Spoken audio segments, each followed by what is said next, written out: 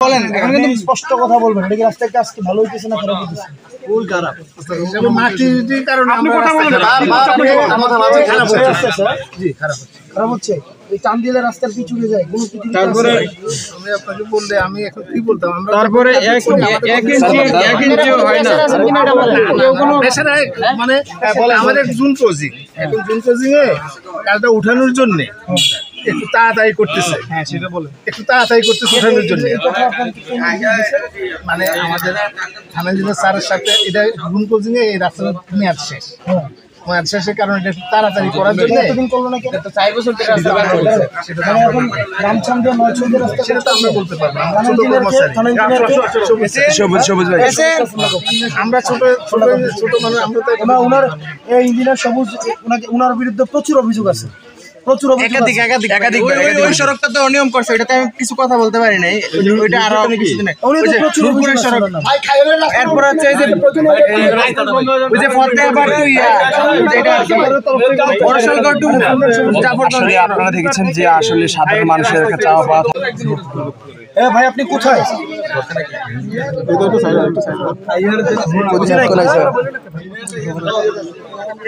আপনাদের এই যে আপনাকে বলতেছে জুন ক্লোজিং এর মানে আপনাদের এই যে ক্লোজিং ডেট, এই কারণে আপনারা তাড়াতাড়ি রাস্তা করতেছেন, এতদিন রাস্তা করেন এখন করতেছেন কেন এভাবে?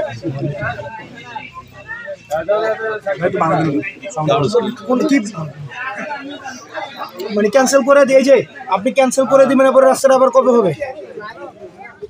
এর দায়ভার আপনার পকেট, না এর দায়ভার আপনার পকেট থেকে দিবেন আপনি? মানে আপনারা আছেন একটা যে কিছু হইলে ক্যান্সেল করে দিবেন, ক্যান্সেল। এখন এই যে রাস্তাটা নষ্ট হয়েছে জিনিসপাতিগুলো, এগুলোর দায়ভার কার পকেট থেকে যাবে? সরকারের পকেট থেকে না আপনার পকেট থেকে? বলেন। এই যে পুরো 1.5-2 কিলো রাস্তা টান দিলে উঠে যায়, আপনি বললেন ক্লোজিং করে দিবেন, আপনাদের ক্ষমতা এতটুকুই। এখন এটার ক্ষতিপূরণ দিবে কে? কে ক্ষতি?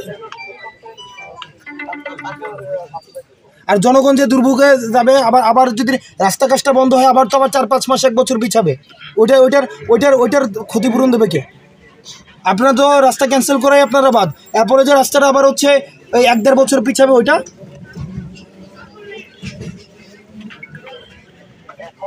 কেন?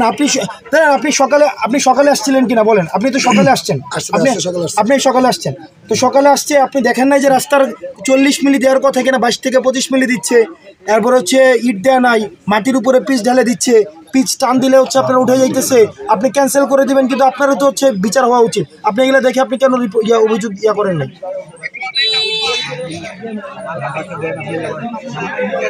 ওনার নামে অভিযোগ দেন তো, ওনার নামে অভিযোগ দেন, ওনার নামে অভিযোগ আসলে।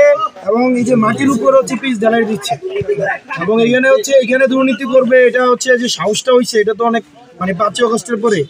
এই কন্ট্রাক্টরটা কই? আপনি কই? সিরাজগঞ্জের ওই লোক কই?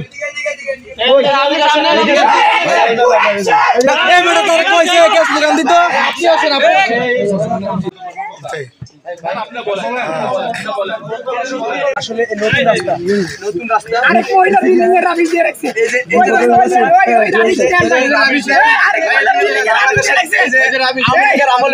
আওয়ামী লীগের আমলে যে পরিমাণ আসলে দুর্নীতি হতো, ঠিক সেই